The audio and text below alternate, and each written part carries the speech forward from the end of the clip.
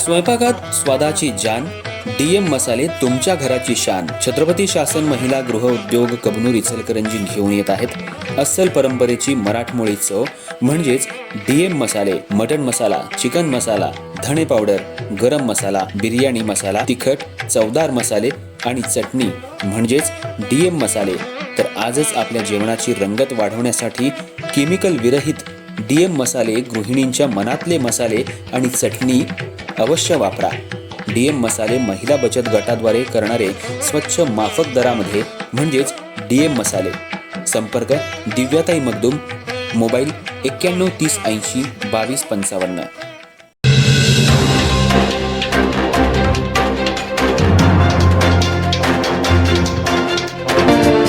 राज्यातल्या पत्रकारांच्या मूलभूत प्रश्नांकडे शासनाकडून सातत्यानं दुर्लक्ष होत असल्याचा आरोप करत येणाऱ्या काळात आंदोलन अधिक तीव्र करून सरकारला ठोस निर्णय घ्यायला भाग पाडलं जाईल असा इशारा व्हॉइस ऑफ मीडियाचे राज्य कार्याध्यक्ष विजय चोरडिया यांनी दिला. इचलकरंजी इथं आयोजित जिल्हास्तरीय मेळाव्यात त्यांनी पदाधिकारी पत्रकारांशी थेट संवाद साधत संघटनेची भूमिका स्पष्ट केली. राज्यव्यापी संघटन बांधणी आणि पत्रकारांच्या अडचणी जाणून घेण्यासाठी सुरू असलेल्या राज्यव्यापी दौऱ्यादरम्यान त्यांनी सांगितलं की पत्रकारांच्या प्रश्नांबाबत संघटना सातत्यानं शासन दरबारी पाठपुरावा करते. मात्र अद्याप ठोस आणि सकारात्मक निर्णय होत नसल्यानं पत्रकारांमध्ये असंतोष वाढतोय. चोरडिया यांनी सांगितलं, पत्रकार हा लोकशाहीचा चौथा स्तंभ असला तरी त्यांच्याच मूलभूत हक्कांबाबत शासनाची भूमिका उदासीन आहे. अधिस्वीकृतीचा प्रश्न, पत्रकारांसाठी स्वतंत्र कल्याण महामंडळ, पेन्शन योजना, सर्वसमावेशक आरोग्य सुविधा, घरकुल योजना अशा अनेक मागण्या वर्षानुवर्ष प्रलंबित आहेत. या मागण्यांकडे गांभीर्यानं पाहून तातडीनं निर्णय घेणं आवश्यक आहे. जोपर्यंत पत्रकारांचे प्रश्न मार्गी लागत नाहीत तोपर्यंत संघटना शांत बसणार नाही.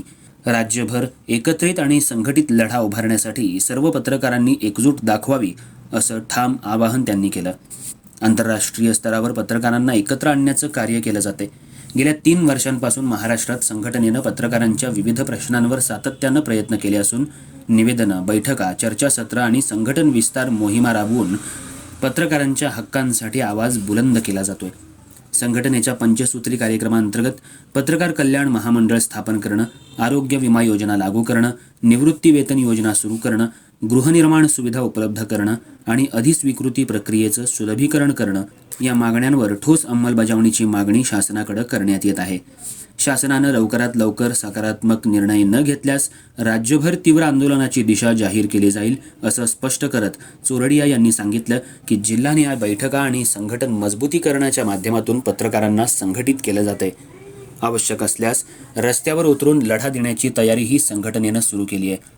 पत्रकार सुरक्षित, सक्षम आणि सन्मानानं कार्य करत असतील तरच लोकशाही सुदृढ राहील.